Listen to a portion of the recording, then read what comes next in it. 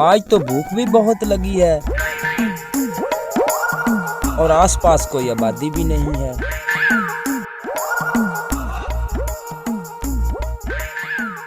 ओह, ये क्या? ये तो सेब आ रहे हैं। भूख भी बहुत लगी है। चलो एक सेब खा लेता हूँ।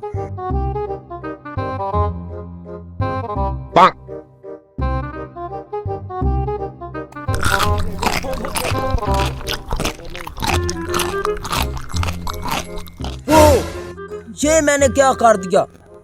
मैंने बगैर पूछे सेब खा लिया। पता नहीं किस बाग का था। इस तरह सेब खाना मेरे लिए हलाल है या हराम है? या अल्लाह, ये मैंने क्या कर दिया? मैंने बगैर इजाजत के सेब खा लिया है। ऐसा करता हूँ, जिस तरफ से पानी आ रहा है उस तरफ चल पड़ता हूँ। हो सकता है बाग का मालिक मिल जाए। उस आदमी से पूछता हूँ, ओ भाई साहब, मेरी बात सुनना। जी भाई साहब। भाई साहब, ये सेब मैंने गलती से खा लिया है। बैठते इस पानी में आ रहा था। भाई साहब, यहाँ कोई नजदीक बाग है? जी भाई साहब, इस तरफ सरदार साहब का बहुत बड़ा बाग है। अच्छा भाई, तो सरदार साहब कहाँ मिलेगा? इस तरफ सरदार साहब का डेरा है। आगे जाओगे तो तुम्हें सरदार साहब का डेरा नजर आ जाएगा। ठीक है भाई साहब, शुक्रिया।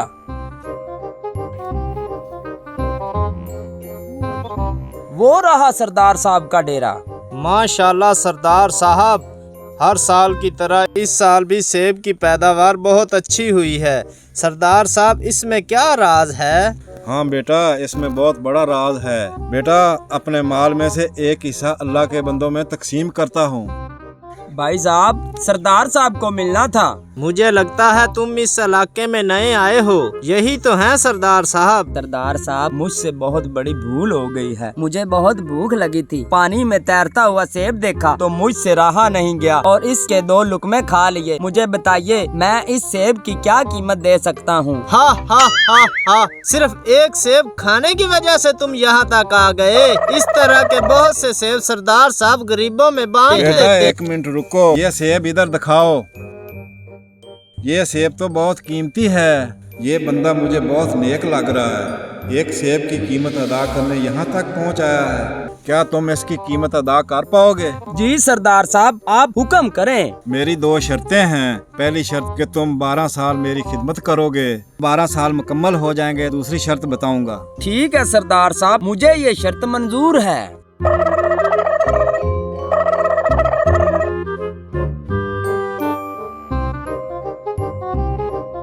12 साल बाद। सरदार साहब, मेरे 12 साल मुकम्मल हो गए हैं। मुझे दूसरी शर्त बताई जाए। दूसरी शर्त यह है कि मेरी एक बेटी है जिसमें 4 ऐब हैं। वो आंखों से अंधी है और कानों से बहरी है, हाथों से मजूर और टांगों से लंगड़ी है और तुम्हें उससे शादी करनी पड़ेगी।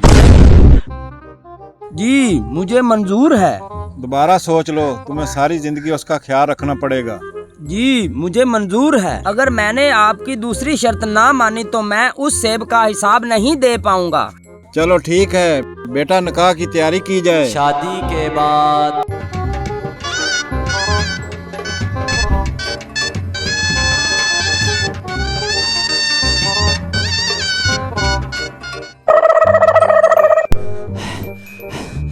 सरदार साहब, आपने मेरे साथ झूठ क्यों बोला? आपकी बेटी तो बिल्कुल ठीक है।